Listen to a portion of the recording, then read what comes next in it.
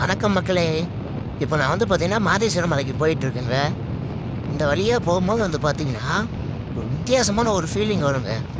அதுக்கான காரணம் என்னென்னு வந்து பார்த்தீங்கன்னா இது சாதாரண மலைப்பகுதி மட்டும் கிடையாதுங்க. பல வருடமா ஒரு மிகப்பெரிய ஒரு வீரன் யாருன்னு உங்களுக்கே தெரியும். நம்ம வீரப்பன் ஐயா தாங்க நான் சொல்கிறேன். அவர் வாழ்ந்த ஒரு மலைப்பகுதினா இதுதாங்க. சொல்லப்போனால் அவரோட பிறந்த ஊரே இதுதாங்க.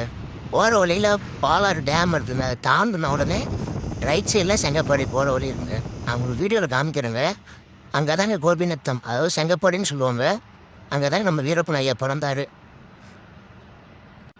அதனால தாங்க இந்த பயணம் வந்து பார்த்திங்கன்னா ஒரு வரலாற்றை நினைவுபடுத்துகிற ஒரு பயணம் பண்ணுற மாதிரியே இருக்குதுங்க. மக்களே, இது தாங்க பாலாறு. இந்த பாலாத்துலேயே ஒரு மிகப்பெரிய சம்பவம் நடந்துருக்குதுங்க. அதில் இந்த இடத்துல ஒரு நடந்த ஒரு சம்பவத்தை நான் சொல்கிறேங்க. இந்த பக்கம் அதாங்க வீரப்பன் அவன் கூட்டாளியிலும் மறைஞ்சிருந்து தாக்குதல் நடத்துகிறாங்க. 4/8/1989 ஃபாரஸ்ட் கார்டு மாவனையா அப்படிங்கிற ஒரு வன அதிகாரியை வந்து பார்த்தீங்கன்னா நம்ம வீரப்பன்னு அவரோட கூட்டாளிகள் ஒரு 3 பேர் சேர்ந்து அவரை சுட்டு வீழ்த்த இடம் தாங்க இது. இந்த கல்வெட்டு இருக்கு பார்த்தீங்களா?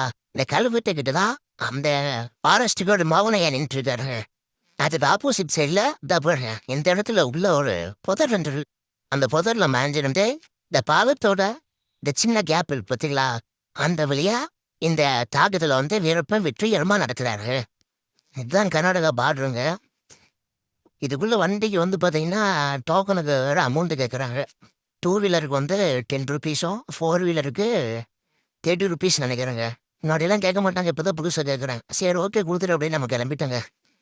மக்களே, நான் சொன்னேன் இல்லைங்க செங்கப்பாடி போகிற வழி. பாலாறுலேருந்து ஒரு 1/2 கிலோமீட்டர் வந்தீங்கன்னா ரைட் சைடில் தான் இந்த ரோடு பிரியுங்க. இந்த ரோட்டில் ஒரு 16 கிலோமீட்டர் போனீங்கன்னா நம்ம செங்கப்பாடி போயிடலாங்க. அதுதான் நம்ம வீரப்பன் ஐயா பிறந்த ஊருங்க. இந்த ரோட்டுக்கு அப்படியே ஆப்போசிட்டில் பார்த்தீங்கன்னா ஒரு சின்ன மண்வெளி தடம்போம். அதுதான் வந்து சொரக்காமோடு போகிற வழி. அது அங்கேயுமே வந்து பார்த்தீங்கன்னா நம்ம ஐயா ஒரு சம்பவம் செஞ்சுருக்காரு. அது மிகப்பெரிய சம்பவம். பாலாறு குண்டுவெடிப்பு சம்பவம்னு சொல்லுவாங்க.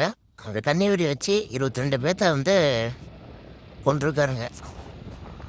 வரலாறு விரும்புகிறவங்களுக்கும் இயற்கையை ரசிக்கிறவங்களுக்கும் பைக் ரைடர்களுக்கும் இந்த மாதேஸ்வரம் மலை வந்து பார்த்திங்கன்னா ஒரு ஸ்பெஷலான இடம். ஏன் சொல்கிறேன் அப்படின்னா, இங்கே வந்தால் இயற்கையை மட்டும் இல்லைங்க, ஒரு காலகட்டத்தோட நினைவுகளையும் கடந்து போகிற மாதிரியே இருக்குங்க. இந்த இடத்த விட்டு போக மனசே வராதுங்க.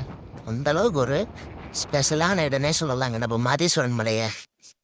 நீங்கள் இப்படியோ ஒரு வழியாக இயற்கையை ரசிச்சுக்கிட்டு நம்ம மாதேஸ்வரம் மலைக்கு வந்தாச்சுங்க. சரி வாங்க அப்படியே உள்ளே போய் சாமியை பார்த்துட்டு அப்புறம் அப்படியே கிளம்புவோம். இல்லை வந்தோடனே எங்கள் கோபர் பீட்டில் இந்த மாதிரி ஒரு ஸ்பெஷலான ஒரு கர்நாடகா ஸ்பெஷல் மியூசிக் போல் இது மாதிரி போட்டு எல்லாம் டான்ஸ் ஆடிச்சுருந்தாங்க. அந்த மியூசிக் கேட்கவே ரொம்ப அழகாக இருந்துச்சுங்க.